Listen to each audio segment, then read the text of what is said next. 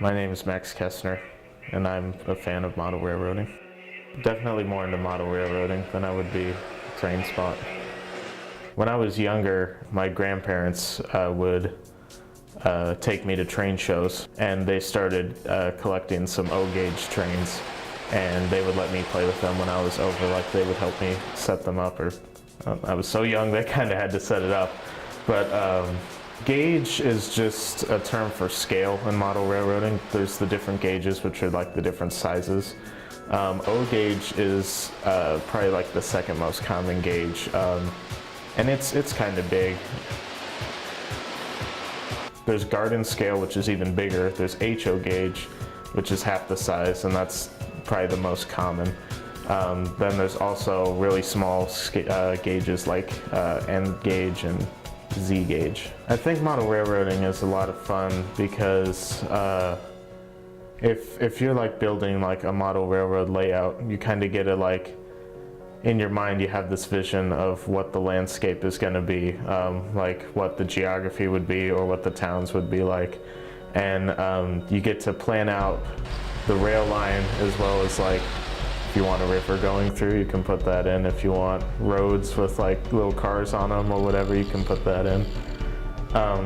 So I think the coolest bit about model railroading is just getting to like create this like little landscape, and you just put all these little details into it, and then when it's done, you set up your train and you get it going, and then if you watch it from like down on the table or you know, just from different vantage points, you kind of get that like look of if you're running a steam locomotive, what, like, you know, it might have looked like back in the day when those were the common thing.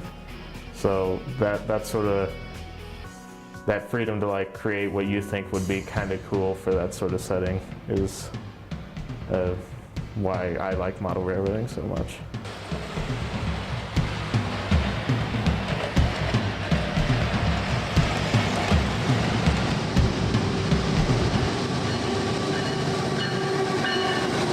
My name is Larkin, and I am a rail fan. Can't have the model trains without the real trains. The thing that really strikes me the most about trains is just the nostalgic and just the sheer size and beauty of them. It's like if you're going through the night and you just see this mile-long freight train going 60, 70 miles per hour, and you just hear the sounds of the freight train clickety-clack down the track.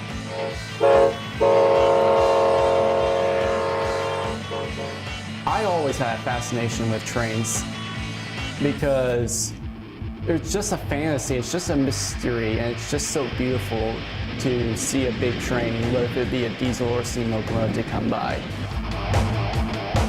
Downsides of being into the hobby is you have to have a lot of patience because it is a very, very patient-intensive hobby. Sometimes you will be able to catch a train within a few seconds, or other times you may not be able to catch a train at all on that day.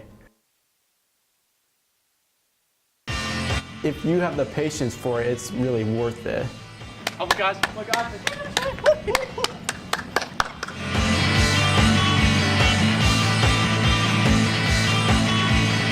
I am a steam locomotive person because I really like the animation, I like the sounds, and I like the beauty of a steam locomotive because it almost feels like as if it's alive because you just see all the different smoke, the different chugging, the different whistles, all the different mysteries about these different steam locomotives. Some of them are big, some of them are little.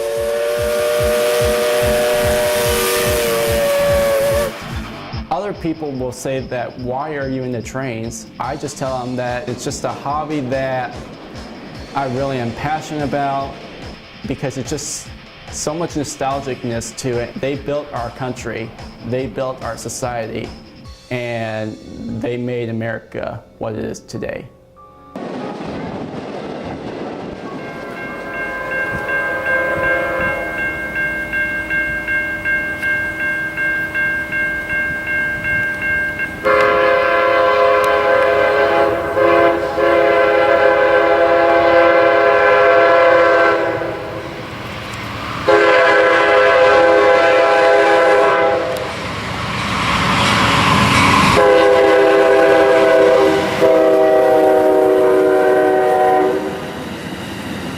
I'm Nicholas Claiborne and I'm a rail fan. I film, I operate in scale, and I do own some memorabilia.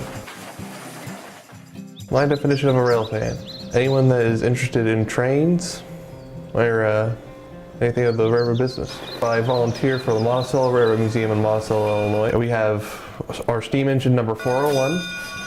We have Wabash 1189, which was the last F7 built in London, Ontario.